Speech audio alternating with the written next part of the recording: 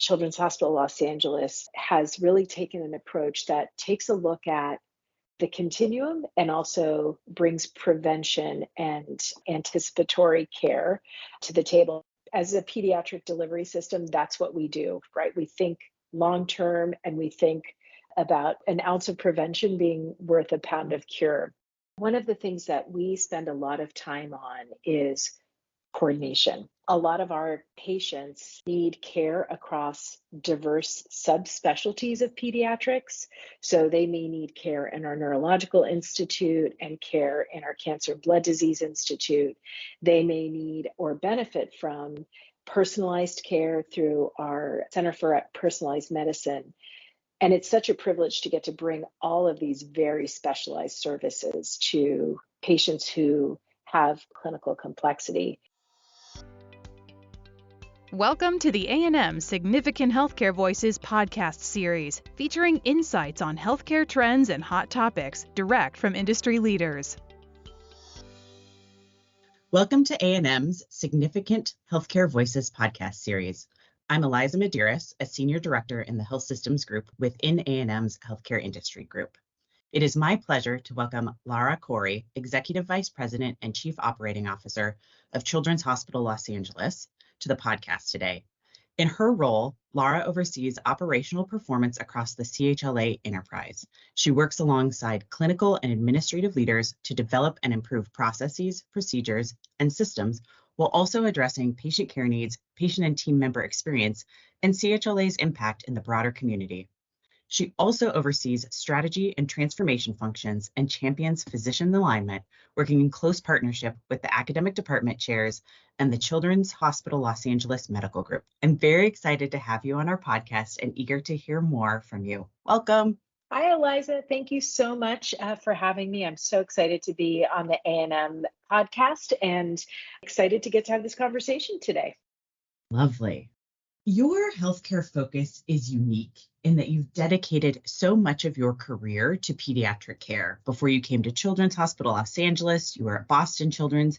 Can you tell us about your journey in healthcare and how your focus came to be on pediatric population? Absolutely. It's been such a privilege to get to work in children's health for such a long time. I will say that I kind of stumbled into it, and having had the good fortune of working for 3 very strong pediatric academic medical centers, I can't really imagine doing much else.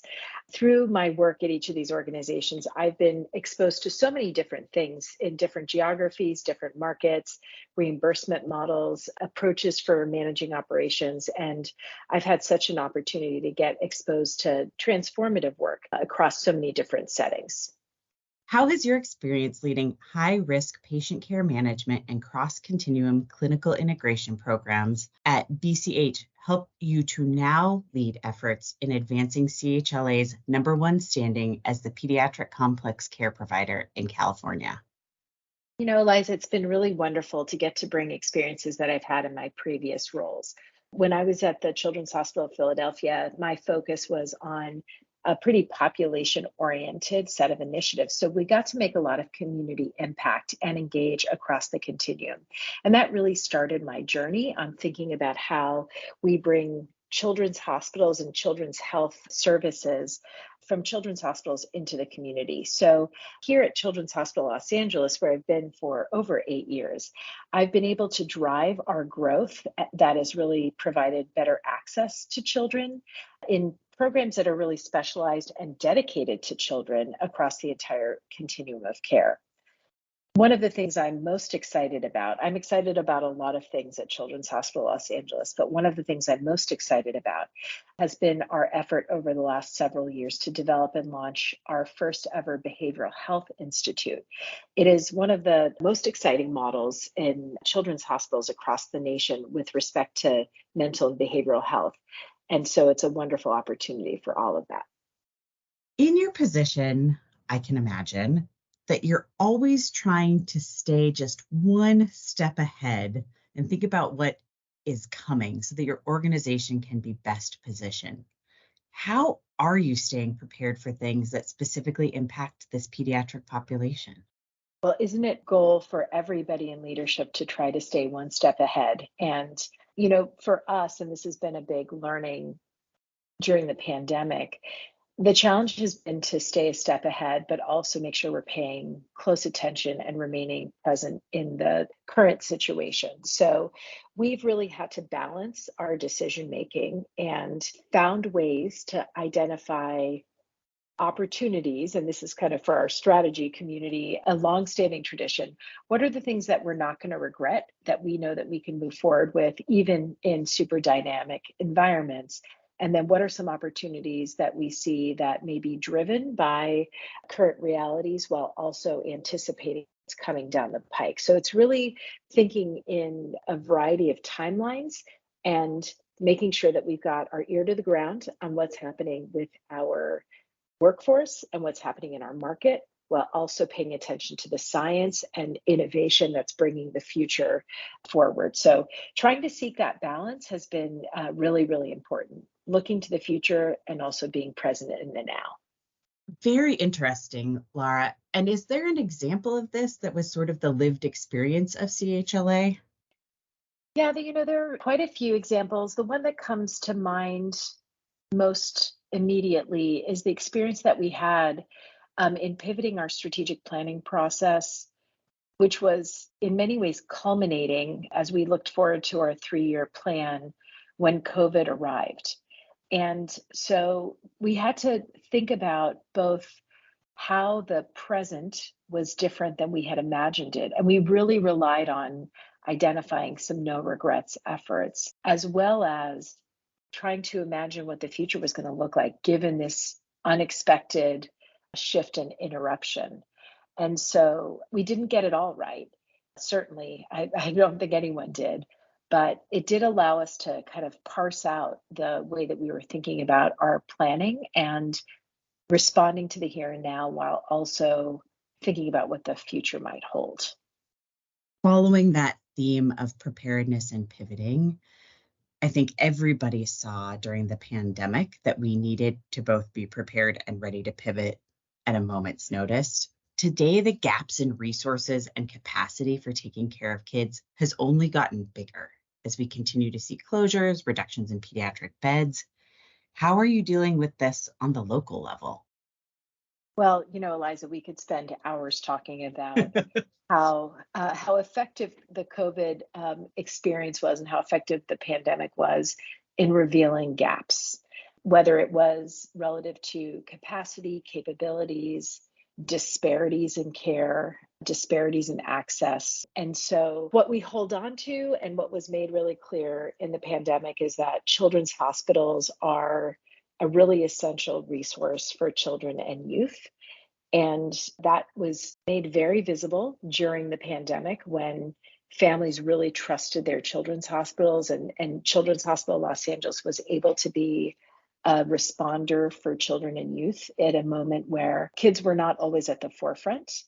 And now we're finding ourselves in a world where, whether it's because of financial dynamics or workforce shortages, the unique and deep level of specialization that's required to take care of children, there is a consolidation and a contracting of pediatric resources in the community. So whether they're pediatric units, pediatric critical care units, we're seeing a lot of closures. That's happening here in Los Angeles. It's happening nationally. And these are meaningful losses.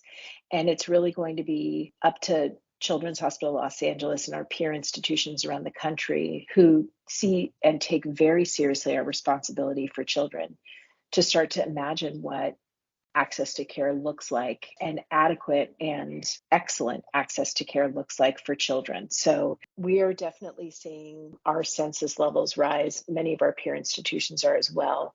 Not clear yet how much that has to do with the reduction in pediatric capacity in other environments, but it's certainly calling on us to do what we do best, which is to take care of children. You mentioned your work in mental health at the beginning, pediatric mental health to be specific, and we've seen an uptick in mental health issues taking a toll on our youth. In addition to the pandemic, other challenges seem to be showing an increase in depression, anxiety, ADHD, among other issues. How is CHLA dealing with these issues? What do you see as a path forward to help and provide the right support and services for children, for our pediatric population? It's such an important issue, Eliza, and I'm really glad that you're raising it. So, we identified the need to have a concerted, expansive, cross continuum, culturally competent response to the behavioral and mental health needs of our youth before the pandemic. We started really expanding our behavioral health work in 2018. And we're glad we did because the pandemic really accelerated something that seemed to already be happening. And so we're proud of the response that we've had. And I'll say I'm proud of the response that children's hospitals have had more broadly. Children's Hospital Los Angeles has really taken an approach that takes a look at the continuum and also brings prevention and anticipatory care to the table. As a pediatric delivery system, that's what we do, right? We think long term and we think about an ounce of prevention being worth a pound of cure. And so we developed our Behavioral Health Institute, which has really ramped up access to care in a way that is targeted to what patients and families need. So whether we're talking about care that's happening in the primary care setting, we have partnered with pediatricians in our CHLA Care Network to integrate and co-locate behavioral health professionals to provide care side by side with pediatricians in those practices, which are environments that patients and families are used to and comfortable with and connected to in a longitudinal way. And we've also created capacity for more specialized care, whether it's youth and children who are coming to our emergency department in crisis, or services around dynamics like eating disorders and other mental and behavioral health concerns that may be comorbid with care that we're already providing for cancer care, neurological care, or that stands on its own. So we want to put the right care at the right place at the right time.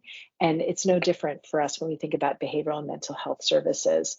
And there's no lack of need. Our most recent community health needs assessment really dug in, and we found that as many as 46% of Californians reported experiencing anxiety or depression in 2021, and well over a quarter of teens reported needing help with emotional or mental health. So we're working very, very hard to target those needs and make sure that we're bringing expert pediatric capacity to address them. Thank you. Lara, let's pivot a bit and talk about patient experience, what that means for you, your very specific patient population. How do you ensure that CHLA's operations and experience match the needs of your patients? So, meeting the healthcare needs of our community is fundamental to the mission of any healthcare organization, and especially Children's Hospital Los Angeles. One of the things that makes working at CHLA so thrilling for so many of us is the fact that at our organization's core, we're committed to supporting access to care for the underserved. And so, what that means is that we have to pay special attention to meeting those needs in appropriate ways. So, we support a significant investment in language and cultural services, interpreter services, translation. It also means that we make every effort to support a patient care team that reflects the diversity of the patients that we serve. And that starts with how we hire leaders, and it's also taking shape in how we recruit budding pediatricians and healthcare professionals of the future, and the work that we do in training and education at Children's Hospital Los Angeles, with a hope that we also create an opportunity for those professionals to build a career at our institution. We also recognize that for families, we have to develop programming that wraps around their needs, whether it's getting them enrolled in Medi-Cal for the first time or supporting their needs with social work and other resources that are driven by the social determinants or barriers to care. We've also brought an increasing level of focus to patient and family experience, which we really see as an aspect of quality through our enterprise strategic plan. Our plan created a space for us to really focus on patient and family experience as a differentiator. And we're excited because that work is going to continue to grow. And we expect that it's going to be central to what we focus on, because ultimately, patient and family experience is an element of care quality and safety. And it's also, if we do it right, eliminates barriers to access. So we see it as really essential to our mission. Lara, that's so interesting. Can you elaborate a little on what that patient experience looks like today? So, one of the things I think a lot about, and it's a hallmark of Children's Hospital Los Angeles in particular, is the intersection of caring for patients who have really substantial clinical complexity, who at the same time are facing socioeconomic and social barriers to care and other resources. And so, one of the things that we spend a lot of time on is coordination. A lot of our patients need care across diverse subspecialties of pediatrics. So they may need care in our neurological institute and care in our cancer blood disease institute. They may need or benefit from personalized care through our Center for Personalized Medicine. And it's such a privilege to get to bring all of these very specialized services to patients who have clinical complexity. But that can also present a lot of challenge when you think about how that care gets coordinated across those subspecialties. And for our population, and for many populations, you layer onto that the challenges that they face with respect to food security or shelter or mental behavioral health care needs. One of the things that we really pride ourselves on is focusing on how that care gets coordinated across those subspecialties while also bringing to bear multidisciplinary care, whether it's through the addition of social work or nutrition services or pharmacy services. Maybe there's a need for a psychologist or for connection to resources in the community. So for us, that coordination that cuts across the clinical spheres as well as the disciplinary spheres is a really important hallmark of what we do. And it makes a huge difference in terms of the experience that patients and families have relative to how seamless their care can be and how we take a long-term view on their care plans. One final question while I have you here, Lara. Are there fundamental changes that you are seeing coming down that are going to change the way care is contemplated and provided for this population? And what lessons have you learned in this role and your prior roles that you would share with your peers to help improve the care for children? It's such a great question. And I think for many of us, we hope there are fundamental changes that are coming down the pike because there's so much opportunity for improvement. One of the areas that a focus that has really been advanced and accelerated as a result of the awakening that we've had around disparity and racism has been our work on diversity, equity, and inclusion. And it's wonderful for us to think about it at the high level, but what I'm starting to see is that it's become an essential value for us, and where we can deepen that work in our clinical care in thinking about our workforce. And there are, I think, some special opportunities with respect to research and training, how we couple the unique opportunity that we have at Children's Hospital Los Angeles to care for such a diverse population in a huge city that boasts such beautiful diversity is really, really special. Children's Hospital Los Angeles was among the first pediatric academic medical centers in the nation to have its own dedicated Office of Diversity, Equity, and Inclusion, which we established in 2019. This decision, turned out to be prescient, and the office is now making really significant progress in supporting belonging for team members. We have a year-round speaker and training series for all of our team members and faculty. We support 6 employee resource groups and 2 affinity groups that, when we combine them, they include a membership of about 10% of the organization. So there's a lot of engagement. CHLA ranked among the top 20% of organizations who participated in the Inclusion Index. And that included a number of Fortune 500 companies. And CHLA was also named one of the top 75 companies for executive women and multicultural women by Seramount. So working in this domain is something that we've been really committed to, and we're really excited to see good progress. And that creates a foundation for us to really think about equity and disparity among patient populations, as well as how this plays out in our hiring practices and workforce engagement. One of my favorite statistics when we think about how we really make a difference in this regard is in thinking about trainees. Our pediatric residency program has focused on the diversity levels of incoming classes and established a diversity and inclusion in mentoring program. I'm really excited to say that for the 22-23 class, our CHLA interns are 25% more diverse than the national average and 16% more diverse than the national average for residents. So we've really been able to attract and engage with a diverse trainee workforce, which is really, really exciting. We also have recognized that diverse patient population that we serve allows us to differentiate the way that we think about research. And well over a quarter of all grant proposals from CHLA for funding over the last 5 years focused on some aspect of promoting health equity within marginalized communities.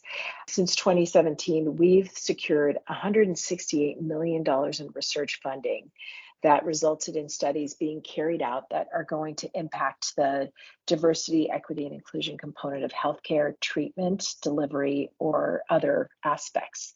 So it's a pretty exciting opportunity that we have to marry a really substantial research enterprise. We've got about 350 funded scientists and physician scientists who are actively engaged in research designed to find promising new treatments for children.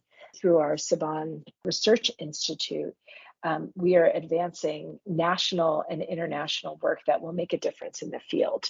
So bringing all of these things together and integrating a commitment to diversity, equity, and inclusion has been really great. And it's one of the most exciting things that I see coming down the pike, that if we do it right, we'll make a fundamental shift that will make a really, really big impact. Lara, this has been such a great conversation. Thank you for taking the time and sharing your insights and experience.